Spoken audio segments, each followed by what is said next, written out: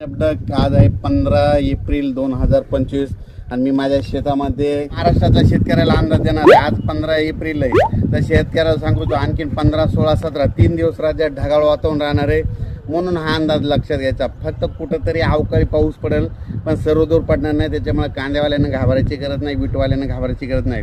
पण 18 तारखेपासून आता 18 एप्रिलपासून ते 24 एप्रिलपर्यंत राज्यात उन्हाची तीव्रता वाढत जाणार आहे। 44-45 अंशापर्यंत अकोला नागपूरकडला पारा जाणार आहे। मराठवाड्यात देखील बऱ्याच ठिकाणचा 42 पर्यंत जाणार आहे, म्हणून हा अंदाज लक्षात घ्यायचा। राज्यात सांगायचं झालं तर 18 तारखेपासून उन्हाची तीव्रता वाढत जाणार आहे, म्हणून हा अंदाज लक्षात घ्यायचा। आणि हे अंदाज मी माझ्या शेताच्या या ठिकाणी नाला करत आहोत, म्हणजे एक नाला खोलीकरण करत आहोत। म्हणजे शेतातलं या नाल्यामध्ये पाणी जिरवायचं आणि तिचं पाणी विहिरीला पर्क्युलेशन होतंय, विहिरीचा पाण्याची पातळी वाढवते, म्हणून स्वतःहून करत आहे। कुठली शासनाची मदत न घेता स्वतःहून काम करत असतं।